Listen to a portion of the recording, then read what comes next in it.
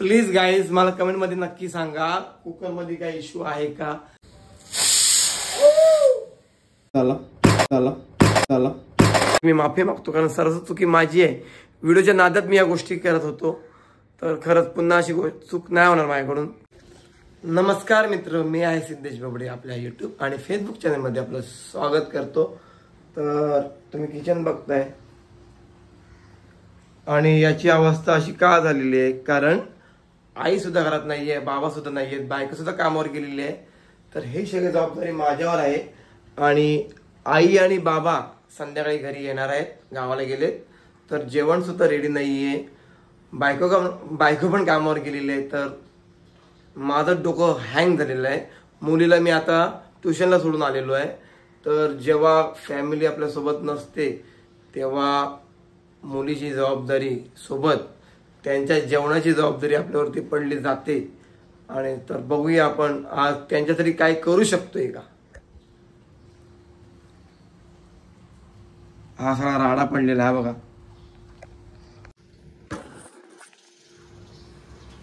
पहिले पटापट भांडी धुवून घेतो। बघा साबण पण नाही याच्यात, सकाळी संपला होता। तर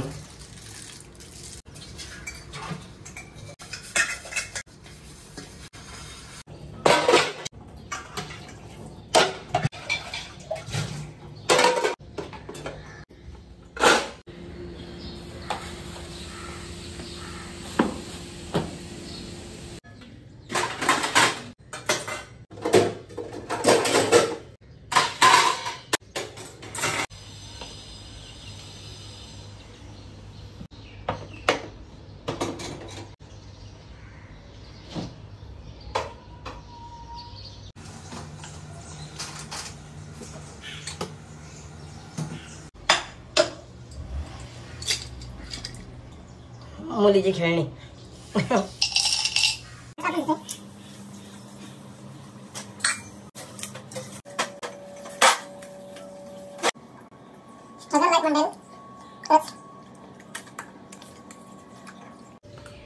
याने काही साध्य होणार नाहीये, परंतु आणि कोणाच्या घरात भांडणही नाही लावत आहे मी।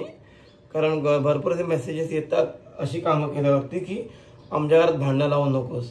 अरे पण मी का भांडणं लावतोय? मी माझ्या घरचं बघतोय, तू तुझ्या घरचं बघ। आणि तुम्हालाही व्हिडिओ तुम्हाला आवडत असेल बघा तर बघा, व्हिडिओ स्किप करा। जबरदस्ती तर नाहीये ना। फायनली किचन क्लीन झालेलं आहे, म्हणजे माझ्या भाषेत तरी हे क्लीनच आहे। माझ्या भाषेत तरी हे किचन क्लीनच आहे। तुम्हाला क्लीन वाटत नसेल कदाचित, पण हे क्लीनच आहे, क्लीन। सो खूप मेहनत घेतली यासाठी मी। ही कामं मी पहिल्यापासून करतो कारण मी बॅचलरमध्ये राहायचो, तर आवडायचं करायला आणि आताही आवडतंय। बायको असताना सुद्धा नाही आवडत कारण ती असताना आपण काय कामं करायची। पण ते आता कामाला जाते तर काही गोष्टी आपण करू शकतो। आई बाबा पण नाहीत घरात, आई बाबा असल्यावरती ते अख्खं घर हँडल करतात, सगळं तेच करतात, मला काहीच करून देत नाही। मी फक्त व्हिडिओ एडिटिंग करत असतो। तर आता आपण जेवण बनवणार आहोत। जास्ती काही नाही, डाळ आणि भात आणि काहीतरी व्हेजमध्ये फ्राय करणार आहोत बस। तर सुरुवात करूया आपण, ओके।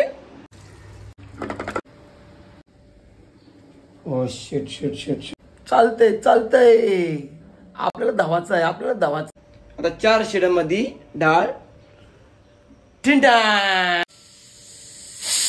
या काय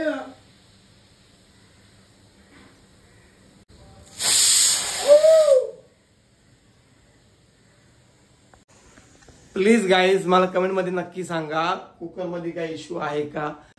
कारण अशा प्रकारे ते सगळा फेस उडत होता बाहेर। तर प्लीज पाणी किती ठेवायचं, काय ठेवायचं मी बायकोला तुम्हाला विचारतोय। प्लीज मला कमेंट मध्ये नक्की सांगा कुकर मध्ये काय इश्यू आहे का, शिट्टीमध्ये काय इश्यू आहे का। Please please. सगळे शितोडे ओढलेले आहेत हे बघा, पण तरी पण आपण चेक करूया। डाळ अशा प्रकारे झालेली आहे, पूर्ण थंड झालेली आहे ती, बराच वेळ झाला। Shit shit man. डाळ बऱ्यापैकी शिजलेली आहे बघा. आणि जे आता झालं ते नाही व्हायला पाहिजे होतं. यात सर्वस्व माझी चुकी आहे.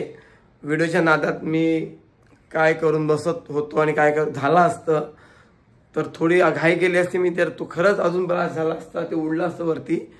पण थोडं स्टीम त्यात होती. अजून स्टीम पूर्ण रिलीज झाली नव्हती. आणि आपण ते ओपन केलेलं आहे त्याच्यामुळे ते भांडं आहे ते थोडं उडालं हवेमध्ये. जर त्या स्टीम जास्ती असती तर खूप मोठा ॲक्सिडेंट होण्याचे चान्सेस होते. मी माफी मागतो कारण सर्व चुकी माझी आहे. व्हिडिओच्या नादात मी या गोष्टी करत होतो.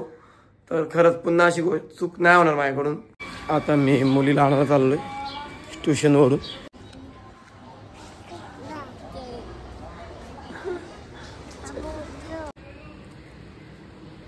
आपण हे दुधी पण कटिंग करून घेतोय फ्राय करण्यासाठी. दुधीला आपण हळद आणि मीठ लावून ठेवलेलं आहे. मग ते आपण तांदळाच्या पिठामध्ये फ्राय करणार आहोत. मग ते मस्त कुरकुरीत होतात, क्रंची. फायनली आपलं राईस झालेला आहे आणि डाळ सुद्धा झालेली आहे. कसलं भारी दिसते बघा डाळ. तर हेच ते दुधी मी लावून ठेवलं होतं ना त्याला हळद आणि ते फ्राय केले बायकोने आल्यावर. तर आई, बाबा, बायको आणि मी जेवायला बसलेलो आहे. तर कसं झालंय डाळ पक्का? आई डाळ कशी झाली? खालीच काय? बाबांना इथे थोडीशी मच्छी आहे. आणि चला आता फायनल ब्लॉग डाळ पिते. अरे बापरे. चला ब्लॉग समाप्त करतो. ठीक आहे. Bye bye. Take care. Crunchy. Bye bye.